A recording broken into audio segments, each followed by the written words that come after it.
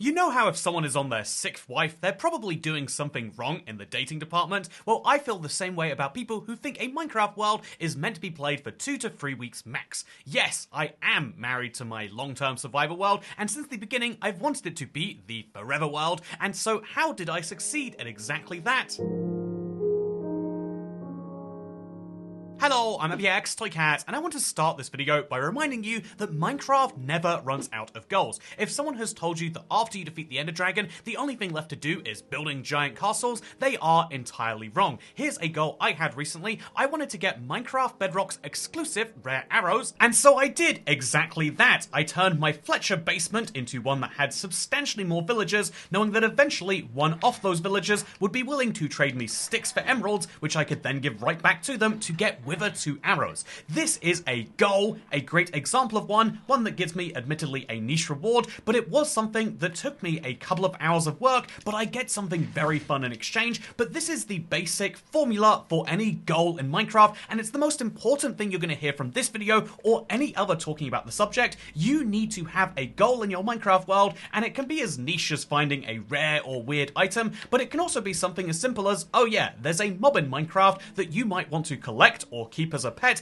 and if you're willing to do so, you'll get rewarded in the form of the sniffer, which most people wouldn't go after naturally, I wouldn't say. You'll get rewarded with torch flowers and pitcher pods, brand new items that you can add to the decorative part of your world, something that I think is very wonderful by itself, but you can go even simpler than this if you want. I think one of the most fun and fundamentally simple and enjoyable parts of Minecraft can simply be described as farming. Take any crop, carrots, potatoes, wheat, bamboo or sugarcane, all of which I have farms here in my world, and set yourself a goal as to how big you'd like to farm them, and it's as simple as chop down the harvest when it grows, and then you'll have space to plant more potatoes next time. This means that your patch can grow as far as you'd like, or as tall as you'd like to go, and it's a really, really fun goal that can be kind of passive and back of the brain. Every goal in Minecraft can be as active or as inactive as you like, but there are always so many of them which you can choose to work towards. I think this is the beautiful thing about Minecraft, is that you're effectively always choosing to set yourself some goals.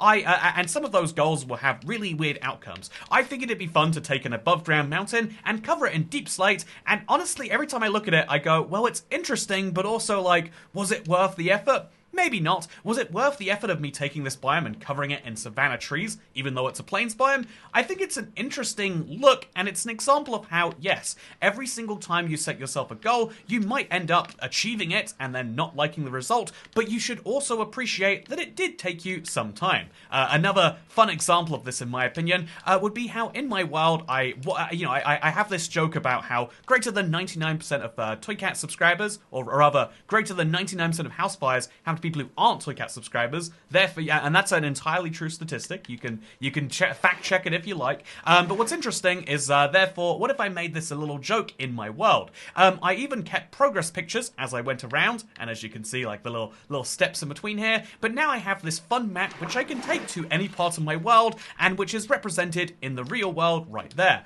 I love some of these things because ultimately, when it comes to setting goals, these can be very big things and very small things, but I recommend that regardless of what your goal types are, that you spend some time in Minecraft experimenting. Experimenting is a lot of fun, and we'll go over to my horse experiment to explain this one, because experimenting is one of the biggest ways that I've kept my world not just alive for 12 years, but also feeling fresh. Having goals is how you stay motivated in the day-to-day, like what do I do right now, but experimenting is how you want to make progress towards those things, and of course, there's experiments in the literal sense of the word. I wanted to see how fast a horse could go, so I built a very rudimentary circuit here. I'll use it on myself to show you how fast I would be if I were a horse, because what's going to happen is after 4 seconds, I believe, it cuts you off, and it shows you that I'm going roughly 5.75 meters per second, which isn't that far off the official Minecraft sprint speed, but this will measure horses' speeds all the way up there, based on, again, I believe it's 4 seconds, so every 4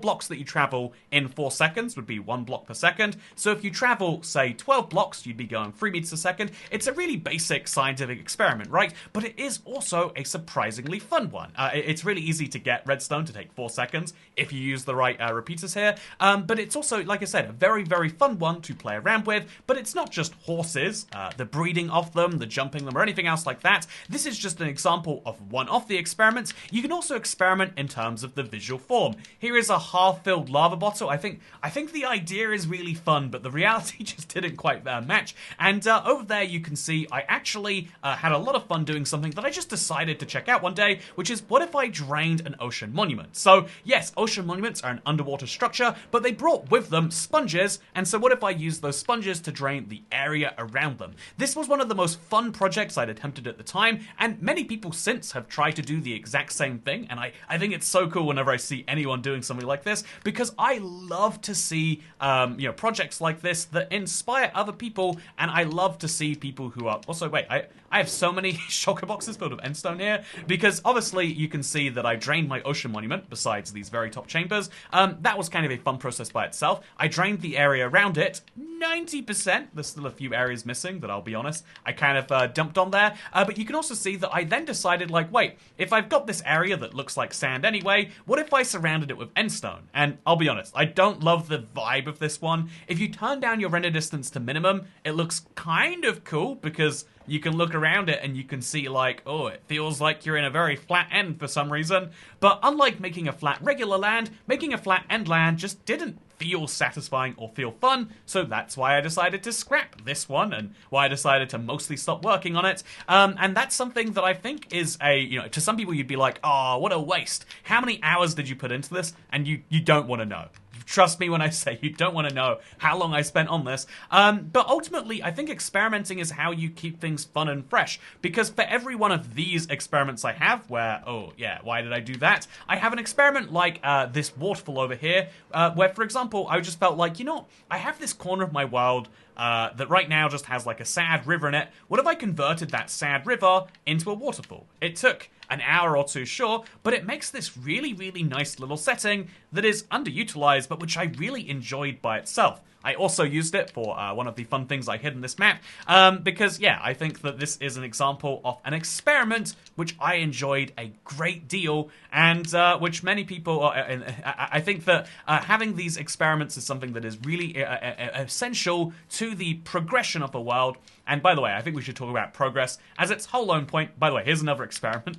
Again, I've got so many dumb experiments in this world, and that's what I think is beautiful about it, is that I can see what at one point I thought was a great idea. Seeing your most successful ideas is really cool, looking back, like seeing progression is wonderful, but sometimes it's cool to see your terrible ideas too. I had this, I think I might have actually seen this idea somewhere, where someone built dinosaur eggs in a valley, or they built dinosaur eggs somewhere, and I was like, wait, that's what granite would be perfect for. I'll build some miniature dinosaur eggs, and then when you go past here on a boat, because this is the waterways around my world, I figured, oh, you'll look at the dinosaur eggs and go, ooh, we're in the ancient valley. But instead I feel like they kind of pull off egg looks, but why are they there? They didn't feel... They pulled off half an idea, but not the entirety of it. And that's something that I think is really important, is understanding your progression across Minecraft, regardless of whether you want to experiment or not. Some people want to play it very safe, some people just want to have, stuff that they know is going to work. I don't think that that's a great idea, but I do think what is great is being able to see your progression in Minecraft. When you close a world every 2 to 3 weeks and you move on to the next one, you ultimately get to a point where you don't get to see how your style and your taste and your skills, if we're being totally honest, have evolved over time. So, I mean... this navigable waterway thing is a funny example, because I wanted to build a river, and so I built this. This is my river. I had to fill it with water manually, and it's wide enough to ride a boat through, and wide enough to maybe not raise that many eyebrows, but as you can see, looking at the rest of the river, it's a lot easier to do in... making water that actually is functional is something that I apparently have some struggles with. It looks very, very, very messy everywhere. And so seeing my progression, seeing like that doesn't work, is useful, rather than assuming, no, I must have done a very good job. I've done this before, so I can do it again. I think learning from your mistakes is one of the most critical parts of the world, and so I think that you need to measure your progress in Minecraft. How should you measure your progress, though? I think there's a few ways. The first one is to label your builds. This is something that I think is especially important when you do a very big one. This is one of the most nightmarish projects in this world, is this. When I first learned about the website, which allows you to make a sphere in Minecraft, it tells you like the schematics, so you can make your own sphere. I thought it was really, really cool, and I figured, let's build one of those in survival. And so what I did is I started it, and I followed it for the first bits, and then I was like, you know, this is really easy. I don't think I need the schematics anymore. And so what I did is I started freehanding it, and it went horribly, horribly wrong. And so this is, having this exist to begin with is kind of important to the world, I would say. But what is also important, I think, funnily enough, I picked one of the builds which doesn't have a sign on it. How terrible. Yeah, the interesting thing, yeah, I do think I haven't actually labeled that build. I guess maybe the label is probably on the inside, but labeling your builds is very important so you can understand, like, oh, when was this built? And and kind of why. And so in this case, I have my first ever Never Warp build, or actually, I built it before episode 100 of this series in 2013, and labeling it allows me to see, one, what it's supposed to be. Let's be honest, 2013 me versus now, I can assume it's a Never Warp farm, sure. But being able to see, like, oh, so that's what that is. It's and I built this in 2013. Very useful to know. That there's a lot of builds where it can be really confusing to future you. And so doing future you a solid is nice. And so that's why I recommend labeling your builds. I also recommend, though, if I can be so frank, I would also recommend, like, you know, if I come back to this world and if I hadn't experienced this build in 10 years, would I remember it was a giant salmon? Or would I say, what was past Toycat on? What sort of drugs was he taking if he thought that this was a good idea to build? So yeah, progression is a really, really important thing, but so too is, in my opinion, documenting your world in other ways. I think that the easiest way to do this, given the, nowadays it's so much easier to record, but having a way to document your builds in video form is easier than it's ever been. Your phone has a screen recording function. Your Xbox has a screen recording function. Your PC has always had a screen recording function, but it's even easier to use now. And Minecraft itself, literally, if I want to take a picture of this moment right here, there's a screenshot button inside the game, and it will save up to 100 of those screenshots. So making notes of things, keeping track and documenting what you're up to has never been easier. If you don't know, when I started this YouTube channel in 2009, so over 15 years ago, I did it to keep track of actually my RuneScape skills at the time, and that's a game I still play to this day by seeing my progress since then. Although I'll be honest, a lot of that progress is in looking at like there's so many terrible ways that video is made, like what was the point of it? And the answer was I wasn't making it for anyone else, I was making it for myself. I wanted future me to be able to look back at it, and that's something that you can remind yourself when you post anything on the internet. You know, with social media these days, putting something out into the world used to be like a statement of like, ooh, what do you think is so cool you have to share it? But now you can throw things out into the void, and if 3 people see them, or 2 people see them, or 1 person sees them, or you don't look at your own stuff and 0 people sees it, so, you know, that's entirely fine. And you know, I know that's that might sound weird coming from a YouTuber where like I rely on hopefully lots of people seeing my stuff, but it is important to have an aspect of everything you do that is for you. And the fact that I'm sure you have many aspects of your life that are this way, and in case you're worried about like, but what if people do see it and criticize it? I think Minecraft building trends are like fashion. Like there is, sometimes people claim that there is like a best way to build and there's terrible ways to do stuff, but it's exactly like fashion, where if you look at the way people dressed 5 years ago, it's different to how people dress now, and if you were really, really into fashion, you would be, oh, I can't believe they used to do that. But that's because we have a certain amount of our world that is always changing based on novelty, and if you want to follow that, you can, but you don't have to, and you don't have to worry that by putting yourself out there, you put yourself at risk of it. But the next point here is going to be talking about nostalgia. And how better to get nostalgia than coming to my favorite build in my world? I built this house. Wait, let me tell you exactly when. My Mega Mountain house was built in 2014. I had this, like, I'd been living in a cave forever at that point, and, you know, a lot of people said, like, you know, Toycat, besides living in a brick house in a cave, like, you should have a big proper Minecraft build. And so I decided to do exactly what I just advised against. You know, this is coming from real experience, and I decided to take a big dramatic point in my world, what was at that point, I believe, the tallest mountain that existed in the entire place, and I built a castle on top of it. It's actually kind of fun because I knew the mountain peak was so tiny, but I figured having like a balanced castle would be super fun. But what I failed to consider was that the thing that makes a Minecraft house is not the impressiveness of the aesthetics, but it's if you actually want to go on the inside. And for me, not having a nether portal that could link up here, not having all of my existing storage, meant that this was a fun idea, but never anything more. There's all sorts of areas that are still works in progress, and it's a very odd place for lots of different reasons. But I now have this house, right? And I come here once a year, if that. It's kind of a waste of everything. I've got a big throne that I can sit on. And funnily enough, this throne is perhaps the most important part of the entire area, which then gets me thinking like, okay, so nostalgia is important. I think being able to have this stored in my world is really great, but I would say make regular backups. And there's two reasons as to why. One is that losing your long-term world is going to suck however you do it. Even if I lost a world and only went back 100 days, losing hours of progress is demotivating. Make regular backups to your Minecraft world. Ideally keep them on a different device to your Minecraft, so use Dropbox, Google Drive, whatever storage service online you want to.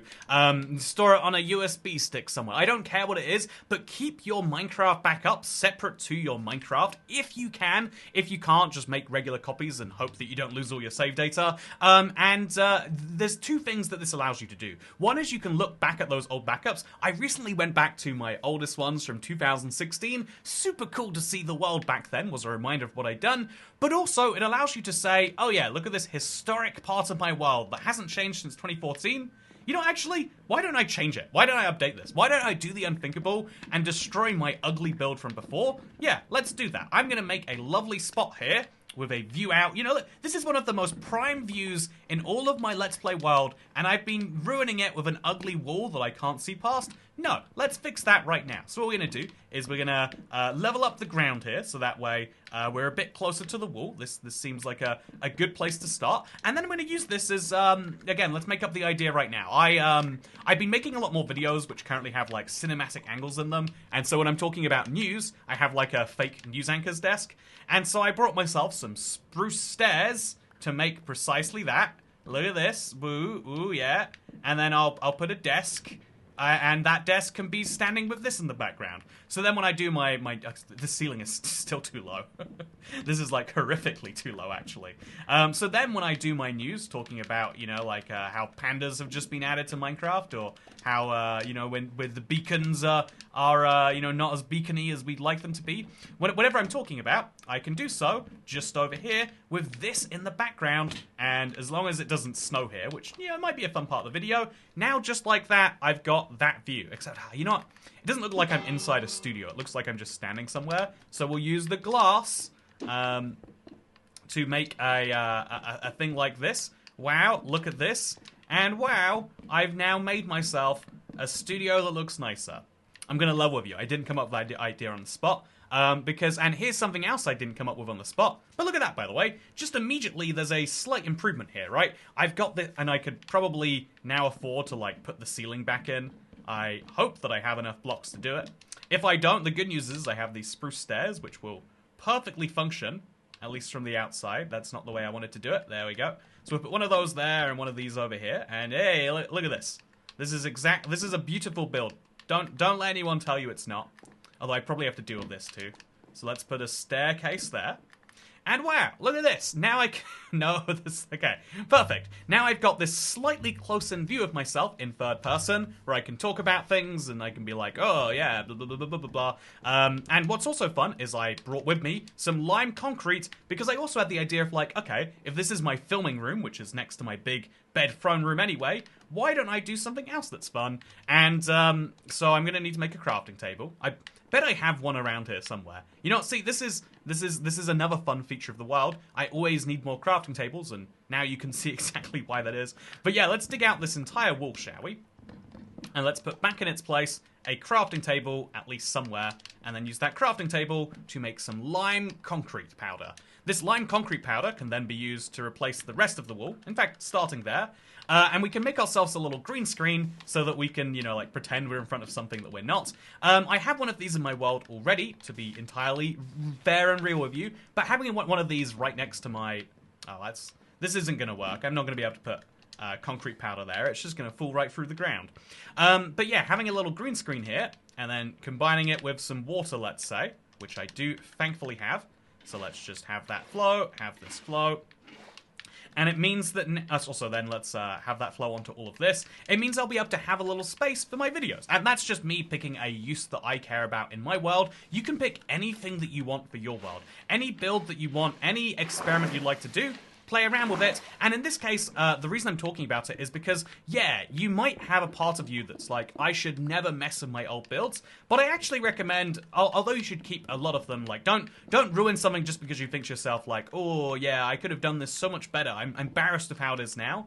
But if you look at something and you say, I'm not using that, it's not filling its original purpose, then why not go through and update it? And if you update it like I did, then you can have a fun green screen of you in the middle of, I don't know, the forest. Look, it's me in a car. Oh yeah, it's realistic that what you can see right now.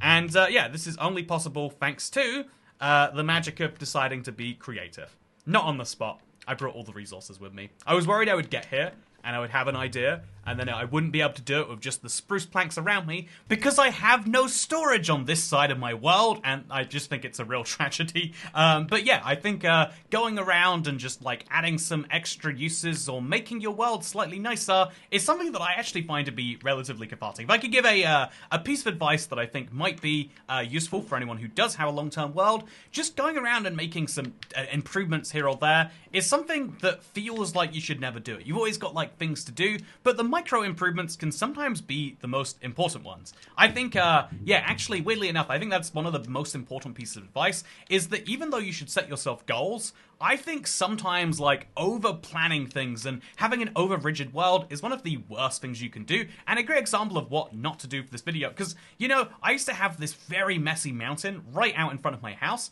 and when I flattened it and put these silly melons on sticks there, I found it to be more enjoyable. I found coming there was just a little bit nicer, and it's kind of the, you know, the cleaning your room effect, where when you clean your room, it seems dumb in the moment, like, what's the point of this? I could be doing actual things right now, but everything's just a little bit nicer when your environment is nicer. And so rather than having an environment that was dictated by past you, feel free to go through and change your environment every now and then if it fits current you better. Keep some historic parts of your world, sure, but I would say don't get to the point where you say that you can't change anything. Also, I'm going to give a very bold and controversial piece of advice.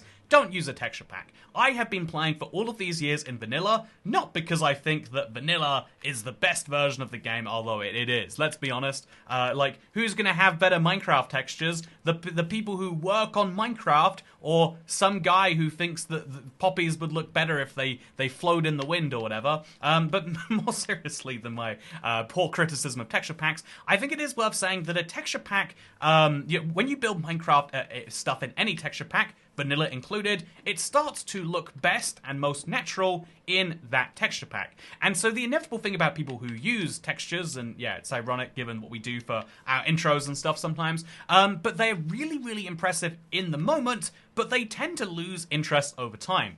When I first started, the coolest texture packs, well, I mean, on console it was fantasy or natural, but the coolest texture packs were ones that were very much natural looking, whereas now the coolest texture packs are the ones that go very, very, very intensely the opposite direction, and it's the same exact problem of, like, building trends. If you try to follow them, you'll have a problem. Unless you can commit to using a texture pack forever, which means you need that texture pack to have updates forever, you need to download them every time they come out forever, and you need to not lose interest in that texture pack forever. There's a lot of forevers in there for emphasis, I hope you can understand. But yeah, unless you are...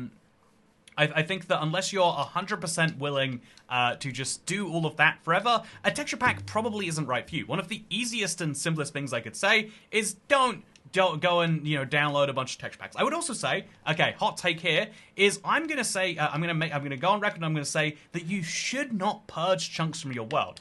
A lot of people, I decided to do a cursory bit of research, like, oh, what do other people find is useful when they're starting a new Minecraft world? And two of the biggest pieces of advice that I saw were, one of them was like, make sure you pick a version wisely. You can't do that on Bedrock, and why would you want to go back in time to start a new version? But whatever, like, I didn't quite get it. And the other one that I really disagreed with was, make sure you purge chunks from your world regularly. Because if you start a world and it's old, like this world is, you'll get old terrain. In the case of my world, I've got an abandoned mine shaft from, 2014 here, and I've got much older parts of world generation that are stuck that way forever. I don't get all of the cool new features that you would get in an abandoned mine shaft today. I don't get all of the fun new blocks and the ore generation, and there's lots of things that I miss out on, and, therefore, wouldn't this Elytra tunnel be better if I reloaded the chunks first, so I could have all of the new cool things here? Yeah, some people could say that. You know, if you're going to work in some new areas, deleting chunks seems like it makes sense. But no, I think that your world is defined by its history. Just like with yourself, I think we've all had the consideration of, wouldn't it be cool if you could just there are some terrible things that have happened in your life that it'd be nice if you could just undo. Your instinct is like, man, I wish that didn't happen, and I really don't want it to happen again. But it's a reminder, one, of like, I think the real world thing is a reminder that, like, every time you go through something bad, you're better reminded of how best to avoid that in the future, which is very valuable. And the Minecraft version is, having these old parts of your world helps you appreciate the new parts. Having a basically history gallery built into how your world is built is actually really, really cool, if you ask me. Did I build this Elytra tunnel back before there was the world went below Y0? Based on the fact that it stops here, I'm guessing that I did. That's kind of crazy, huh? Yeah, this was a tunnel that was designed to get me from my old world out to what was then the new world, because the Village and Pillage update had come out, and so I had a new village, although it looks like I still have to fly to it anyway, so what quite is the point in that? I need to have a discussion with past. Oh, it's this way. I'm going in the wrong direction anyway, there we go. So this is my new village, built in new terrain, which I did some new silly things with, by the way. But yeah, don't purge your chunks. It's really tempting to, but honestly, going on an adventure, 1,000 or 5,000, or in the case of the most recent update, for me to find a pale garden, 23,000 blocks away, it seems like a bad thing. It seems like, but it's ultimately, it becomes another goal. If you accept your world as it is and you work within the limitations, you'll have much more fun. If you try to imagine the scenario of the perfect hypothetical where all the variables are perfectly shifted to be wonderful, then you'll go crazy, I think, ultimately. But also, it's not how Minecraft worlds should be. If you're going to have a world that lasts for 15 years, you need to understand that sometimes you're going to hop on and you're going to say, what was past me doing? What was I hoping to achieve with this guy? You need to have these moments. And one, that will be useful because you can hopefully make an improvement from there. Again, having interesting different starting states is one of the best ways to make interesting things in general, I would say. But I think that's really, really valuable by itself. But second of all, you'll learn better how not to repeat those mistakes. A lot of people really enjoy the gameplay loop of loading up a new Minecraft world over and over again because you know exactly what to do, which sounds really compelling, I'm sure. But the reason that I think it fails is because of the fact that you are, well, I mean, ignoring that, like, doing the same loop over and over and over again, it's going to probably get boring eventually. I think the other reason that it fails is that you are failing to take into account that doing the same thing time and time again will make you slightly better, sure, but you don't get true wisdom. You get slight improvements, but you never really make the best of improvements. So those are, I think that's the end of my, like, objective part of this video. How do you make your world better? Have goals. Create experiments, make sure you keep track of your progress, keep an eye on, make sure you use nostalgia in a wise way, and don't use texture packs or purge chunks. I think those are the things that are most important. But beyond that, you have to start thinking to yourself, like, why do you want a forever world, and what does that actually mean? And I'll simplify down for the purpose of this video to mean that when you say you want a forever world, I've got so much gravel. Actually, I've got a fun experiment I'd like to play around with. Let's fly to a different part of my world where I can do exactly that, actually. So, yeah, at some point you have to question and you have to wonder to yourself, what is my goal in going infinite? Why do I want a forever world? Is it just this idea of being able to look back on old stuff? Because you could look back on other people's old stuff. So you want it to be your old stuff for a reason, right? So your goal is to create this kind of continuity, this chain of this chain of events that keeps going, and that's a very valid one. But then you have to question, like, how does anyone keep anything going forever? Every something that's important to know is every empire has come and fallen. Every system of government, until our current ones that run to the current day, has fallen at some point.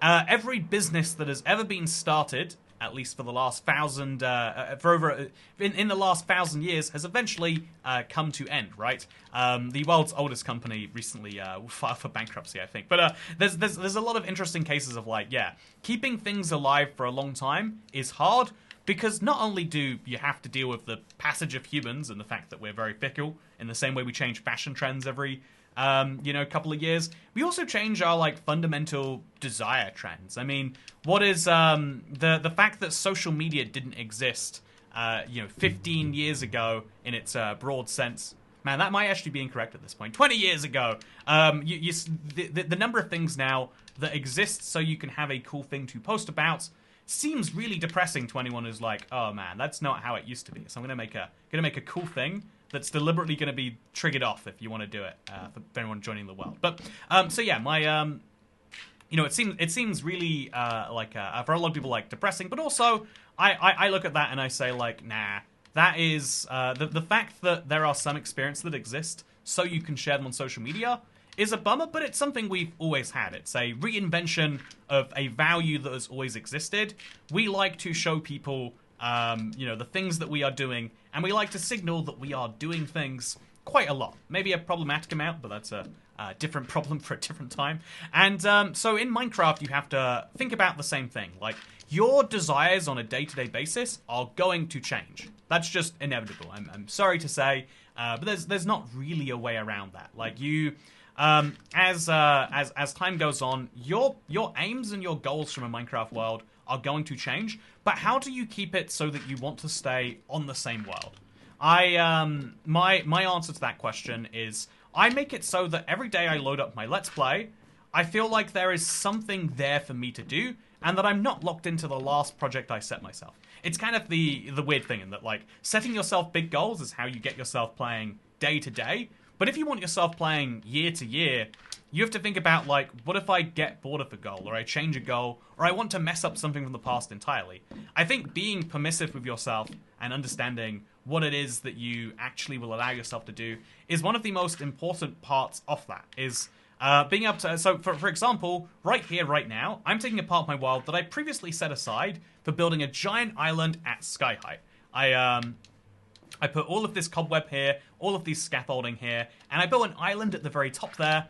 But when I went when I started, I even though I thought it was a fun idea, I put all of this light in the ground so that the shadow the island would cast wouldn't lead to any mob spawning. Like, I thought about everything, right? At least I like to think that I thought about everything. But then I started building the island, and I just wasn't having fun with it. I went up there and I was like, yeah, past me thought this was a great idea, but current me doesn't. And so, what do you do about this? And you kind of get two options. One is to say, look, when I'm going on this world, if I'm going to spend any time doing anything, then I'm going to make sure I do this too. And that's a very valid way to choose to do something. But also, I think that if you want to, keep playing Minecraft and not say, well, if I play Minecraft, I've finished on that Sky Island, and I just don't have any motivation towards that Sky Island. I don't have any desire to finish it. Why am I up towards that? Then what you'll end up doing is you'll start playing another game. You'll load up Trackmania instead, or RuneScape if you're me from 2009, or let's be honest, me from a week ago. But you're going to load up a different game, you're going to do something else, and so you need to understand that if you want to keep a Minecraft world which keeps going, that it's a Minecraft world which can fit all of your desires into one place. And that's really, really hard. If you see yourself who is someone who's, like, traditionally a redstone person, you make a redstone world, right? If you see yourself as someone who's traditionally a builder, well, you make a building district of your world. Do you want to see my building district? It's pretty questionable. Let's go show you my building district.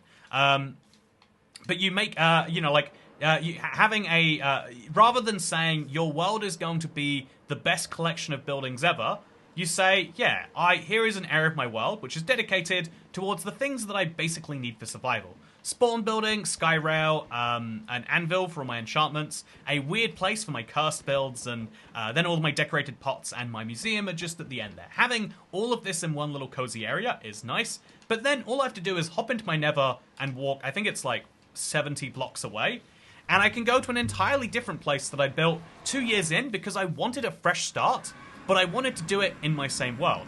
Having the ability to fresh start in the same world seems like a contradiction of the video's title here, but this is also how the most successful systems are formed in the real world.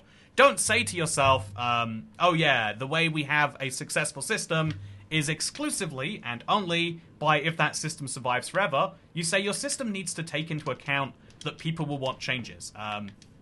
If you've ever, any country that has a concept of a constitution has the idea that you can change the constitution. You just need more votes than a regular bill, right? Like, the way the UK works is we don't actually have a full-on constitution, not a written one. It's just any time people want to change it, you can. By using the democratic right of the people, sure, you can do that. The most successful systems are those that can implement their enemies, that can have their opposing ideas work perfectly inside of them, and that seems like an insane point to bring up in a Minecraft video, but the reason I do is because if you have exact opposite goals, if you decide one day that you want to do something that's really different and start again, or... Also, why are all of these on the ground? Did past me do that? I bet he did. I bet he did something strange here. But, yeah, so if you have a desire for, like, I want to start a brand new world, and I want it to be a city, that's what I did. I started a, air quotes, brand new world, and I made it a city. That city is just over here. What is, at the time, was unthinkably far away, 600 blocks. I built it in new terrain. The savanna biome had just come out, and I was excited. I had savanna wood. I made a house out of it. Look how pretty the house is. These tetranomes are very, very beautiful, I think we all agree. But more seriously, yeah, I started experimenting with different building styles, and I don't like most of these buildings now. I think it's very hard to like most of your old buildings. But I put all of this here, and I think it's a really cool little reflection of what 2013 me thought was a perfect Minecraft world, but the 2025 me doesn't love. But if I want to do this again in 2026, I can. If I want to do this again the year after, I can. Rather than having your world have really strict rules that you don't want to follow, have rules that will allow you to say, yeah, actually, I'll start again in a new area off the world. I think that if you play all of these different areas together in the right way, you'll make something that brings you all of the nostalgia you could possibly want, that brings you all of this desire for goals and progress you could possibly want, but also that makes something that is beautiful and enjoyable, and I hope that you can be successful in those goals. For now, though, I hope you all enjoyed this video and this tour of my Let's Play world. I'd be remiss if I went this whole way through and I didn't reference that you can, in fact, download the latest update of this world right now on the marketplace. And if you do so, you'll be able to download every update as I put them out. Every year or so, I update the copies so you can see what I've been up to in that time, because this world has been alive now for a ridiculous amount of time. It'll be its 13th year this year, and if you want to see that and all of the weird parts that I couldn't show off in this video, because every time I try to do a world tour, it takes me 40 minutes, and then I feel like there's still so many things I haven't seen. If you just want to look at it all yourself, you can do that right now on the marketplace. I guess I should just say this video has been sponsored by me, because I have a world that you might want to download. Search Toy Cat right now today. Or don't. You can be your own boss. But the fact that you can do it you can do it while playing a Minecraft world if you really want to. But yeah, if you want to get updated all the way up to 1.21.40 and see my weird trial chamber destruction project, you can do precisely that. Otherwise, thank you for watching, and I'll see you next time. Goodbye.